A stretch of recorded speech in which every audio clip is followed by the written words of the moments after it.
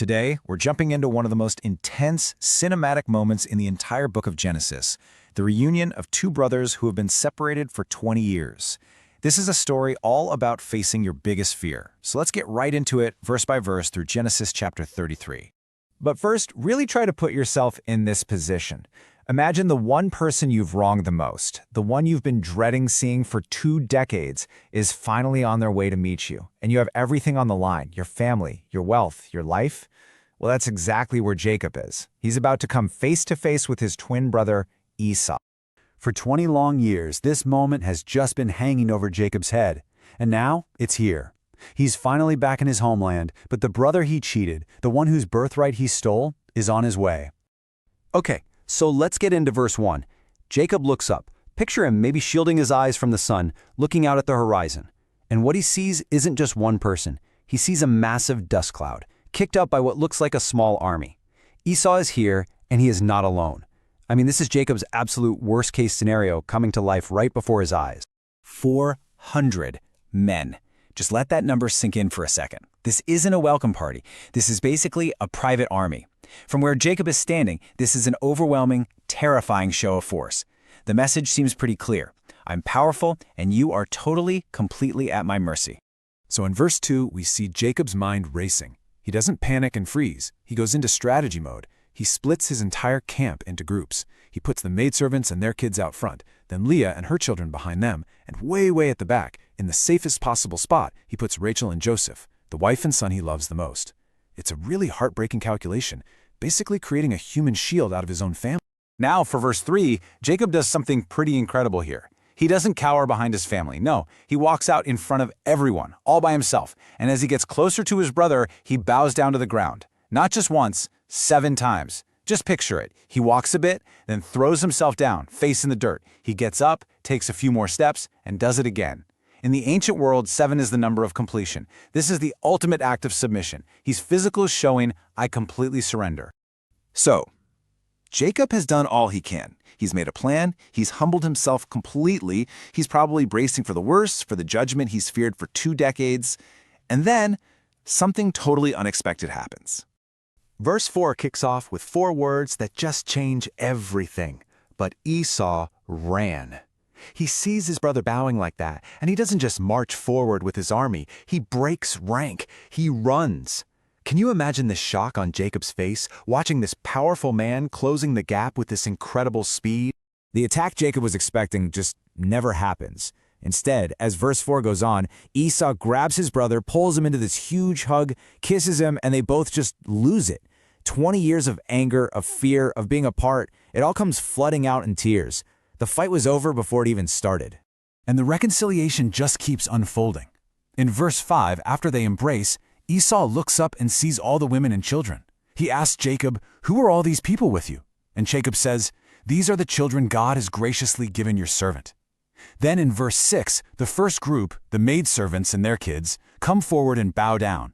Verse 7 follows the same pattern. Leah and her children come up and bow. And last of all, Joseph and his mother Rachel come forward and do the same.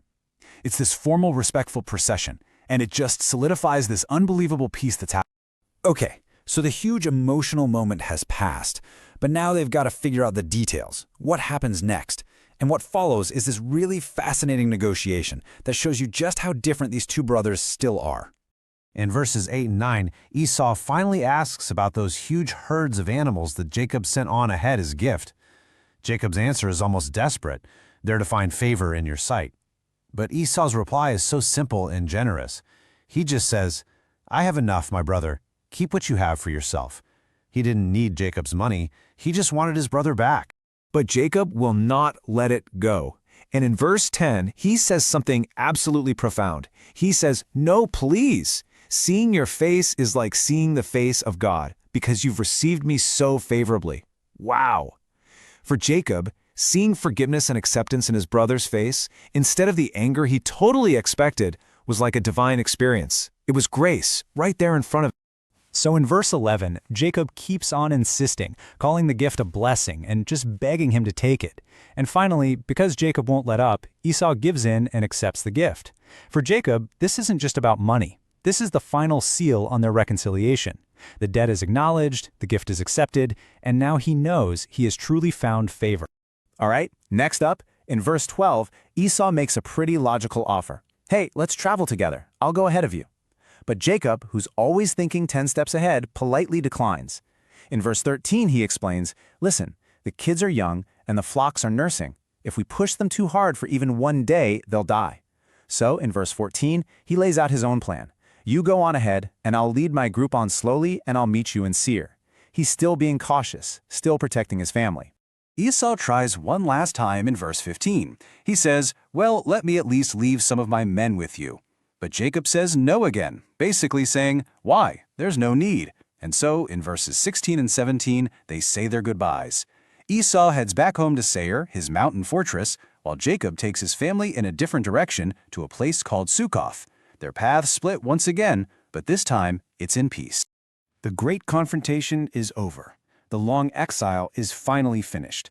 For Jacob, it's time to stop running and to start building a new life back in the land that was promised to his family. And verse 18 is the big payoff for this whole 20-year journey. After wrestling with God and making peace with his brother, Jacob arrives safely at the city of Shechem, right in the heart of Canaan. Think about it. After all those years as a fugitive and a wanderer, he is finally, securely home. Now in verse 19, he does something really important. He's not just passing through. He actually buys a piece of land. He pays 100 pieces of money for it and sets up his tent. This is a massive statement. Jacob is no longer a nomad. He is literally putting down roots. He's claiming his spot in the promised land. And the chapter closes with one last powerful act in verse 20. On the land he just bought, Jacob builds an altar. This isn't just a place to make a sacrifice. It's a monument. It's a permanent marker to remember the whole journey, the fear, the forgiveness, and the faithfulness of the God who brought him all the way home. And he gives the altar this specific name, El Israel. It means mighty is the God of Israel. Now remember, just one chapter ago, God gave Jacob the new name Israel. So he's not just building an altar to some random god. He's dedicating his new land and his new life to the God who gave him his new identity. This is him planting his flag. Jacob's story really shows us that facing our biggest fear doesn't always lead to disaster. Sometimes it leads to an embrace you could never have imagined. It took Jacob's deep humility and Esau's shocking act of grace to make it happen. And it kind of leaves us with a question, right?